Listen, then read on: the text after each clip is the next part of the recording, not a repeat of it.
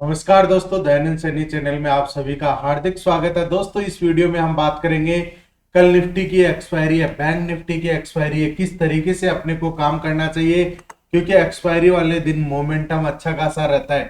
Call writer का भी पैसा बनता है और पुट राइटर का भी पैसा बनता है, क्योंकि ऑप्शन का जो प्रीमियम है उसको उसकी एक्चुअल वैल्यू पे आना होता है। तो उसमें जो टाइम वैल्यू इंक्लूडेड रहती है वो टाइम वैल्यू एकदम प्रीमियम डीके हो जाता है। उसके बाद में जो ऑप्शन की एक्चुअल प्रीमियम रहता है उस पे आना रहता है। आज निफ्टी ने 109 पॉइंट नेगेटिव में क्लोजिंग दिया, वहीं सेंसेक्स ने 372 और बैंक निफ्टी 450 पॉइंट नेगेटिव में क्लोजिंग है अपने को देखने को मिली। निफ्टी 50 के स्टॉक्स की यदि हम बात करें तो 27 स्टॉक्स ने ग्रीन में क्लोजिंग दिया है, वहीं 23 स्टॉक्स ने रेड में क्लोजिंग देखने को मिली है, जिसमें मैक्सेल, डॉक्टर रेड्डी, कोल इंडिया टॉप गेनर बने हुए थे। टॉप लूजर्स में कोटक बैंक, एम&एम और अडानी इंटरप्राइजेस थे। बैंकिंग सेक्टर की बात करें तो बैंकिंग सेक्टर में आउट ऑफ 14 स्टॉक्स में 6 स्टॉक्स ने ग्रीन में क्लोजिंग दिया, वहीं 8 स्टॉक्स है वो रेड में थे, जिसमें टॉप लीड कौन कर रहा था? Yes bank, federal bank, AU bank, Kotak bank, Canara bank और बैंक ऑफ बड़ौदा अपने टॉप लूजर्स बने हुए थे। दोस्तों, कैसा रहा आपका आज का दिन? कमेंट करके जरूर बताइएगा।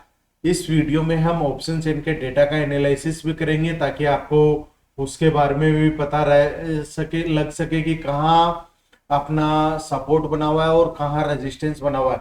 सबसे पहले अब हम कुछ इंपॉर्टेंट बातें करते हैं कि एक्सपायरी वाले दिन जो बिगनर है उनको किस तरीके से ट्रेड करना चाहिए, क्योंकि एक्सपायरी में 10:30 से लेके 1:15 तक अच्छा खासा प्रीमियम डीके होता है।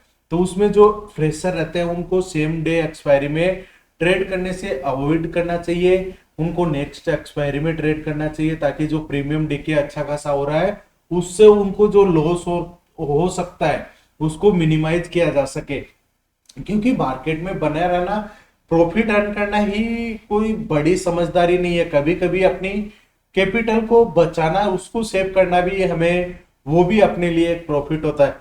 जो एक्सपर्ट ट्रेडर है वो सेम डे एक्सपायरी में ट्रेड कर सकते हैं, और जो यहाँ पर कुछ ट्रेडर्स हैं वो हीरो जीरो सेटअप करते हैं कि अपना प्रीमियम यहाँ से 1.5 हो जाए या 2x हो जाए, इस तरीके से वो ट्रेड करते हैं। उनको किस तरीके से अपने ट्रेड का सेटअप करना चाहिए, क्योंकि जो मोमेंटम आता है वो सेकंड हाफ में आता है 2 बजे के आसपास। तो उस टाइम में कॉल राइटर, पुट राइटर की पोजीशन देख के हम अपना अंदाजा लगा सकते हैं कि मार्केट ने यहाँ से बेस बना लिया, अब यहाँ से ट्रेंड रिवर्सल हो सकता है। तो उस साइड में हम यदि जाते हैं और अपने कैंडल स्टिक्स के नॉलेज के साथ, सपोर्ट रेजिस्टेंस के नॉलेज के साथ, तभी हमें प्रॉफिट है वो देखने को मिल सकता है। तो दोस्तों, यदि मार्केट में टिके रहना है आपको, तो सपोर्ट रेजिस्टेंस और कैंडल स्टिक्स को लर्न करिए, उसके बाद ही अर्न करने का मौका है वो ढूंढिए, और अपना सेटअप है उस सेटअप पे हमेशा काम करिएगा। यदि आप विदाउट सेटअप काम करेंगे तो आपको इस मार्केट से कुछ भी देखने को नहीं मिलेगा। तो चलिए अब बात करते हैं कल के मार्केट की, कि किस तरीके से अपने को अपने ट्रेड का सेटअप बनाना है। आज क्या हुआ था? स्टार्टिंग के जो फर्स्ट 5 मिनट का हाई बना था, उसी में मार्केट ने अपर साइड की तरफ में मोमेंटम है वो यहां से देना स्टार्ट नहीं किया। यदि इसके ऊपर एक 5 मिनट की कैंडल है वह सस्टेन हो जाती, इसका मतलब क्या होता कि यहां से अपना ब्रेकआउट है वो हो जाता। अब इसके नीचे भी यहाँ पर एक कैंडल सस्टेन नहीं की, तो इसका मतलब क्या हुआ? कंफर्मेशन की ना अपर की साइड का मोमेंटम है ना डाउन साइडेड की। मार्केट में यहाँ पर शूटिंग स्टार बनी, सपोर्ट लिया, अपर साइड है वापस। अब यहाँ पर 3-4 बियरिश कैंडल बनी, ये बियरिश इनगल्फिंग कैंडल बनी, और जब सेकेंड टाइम रिटेस्ट होता है तब वहां पर अपने को कंफर्मेशन हो जाता है कि मार्केट है वो डाउन ट्रेंड के लिए रेडी हो चुका है। और ये आज का नो ट्रेड जोन जो सेकेंड हाफ में यदि आपने ट्रेड किया होगा तो ऑप्शन का जो प्रीमियम है वो डीके हुआ होगा। और दोस्तों, जिसने भी थर्सडे आज के लिए कोई भी पोजीशन कैरी फॉरवर्ड की थी उनको लॉस के अलावा कुछ नहीं मिला होगा, क्योंकि 3 डेज 4 नाइट का जो प्रीमियम डीके उसमें इंक्लूडेड था। और आज ओपनिंग क्या हुई? फ्लैट ओपनिंग है वो अपने को देखने को मिली।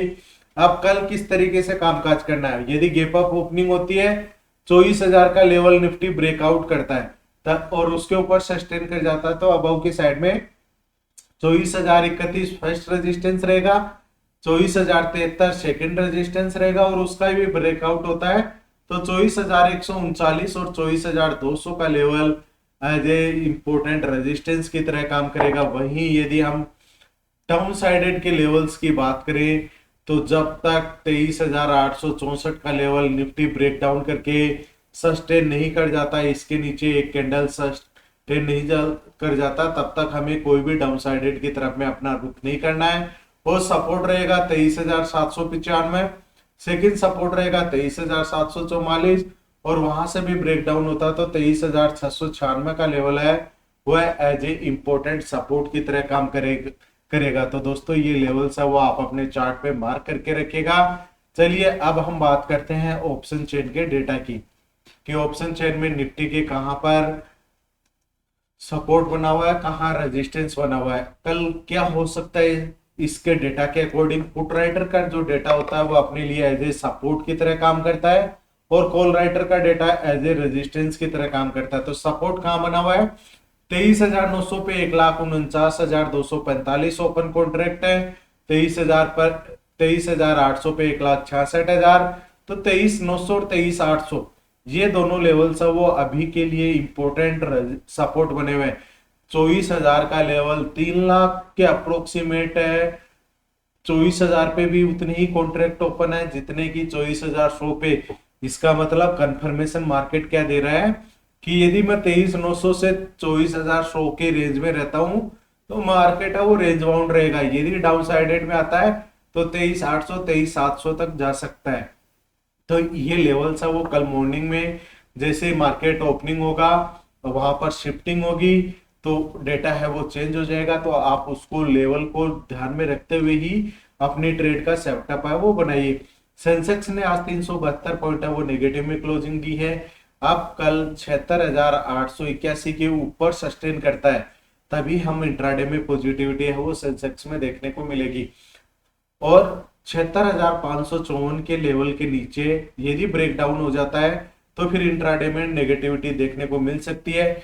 दोस्तों इसी के बीच में यदि मार्केट रहता है तो वो अपना नो ट्रेडिंग जोन रहेगा। और यदि सपोर्ट पर 76,554 पर आकर सपोर्ट लेता है और ट्रेंड रिवर्सल कैंडल बन रही है तो आज की क्लोजिंग 76,728 का लेवल अपने लिए एज ए रेजिस्टेंस रहेगा। ब्रेकआउट या ब्रेक डाउन होता है तब अपना कंफर्मेशन रहेगा। 76,554 का ब्रेक डाउन कर जाता है तो 76,360 फर्स्ट सपोर्ट रहेगा, सेकंड सपोर्ट 76,213 और वहां से भी यदि ब्रेक डाउन कंटिन्यू रहता है तो 76,066 का लेवल है वो इंपोर्टेंट सपोर्ट की तरह काम करेगा।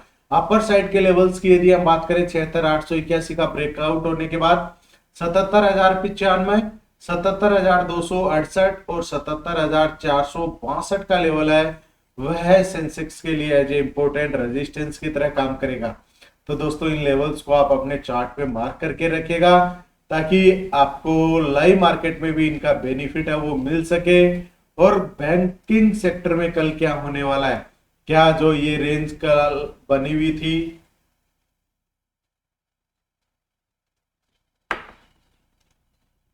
जो आज रेंज बनी हुई है क्या यहाँ से ब्रेकआउट होगा या फिर अपन को अपर की साइड के मोमेंटम आते हुए नजर आ सकते हैं। तो 57,727 पे क्लोजिंग दी है अपर की साइड में।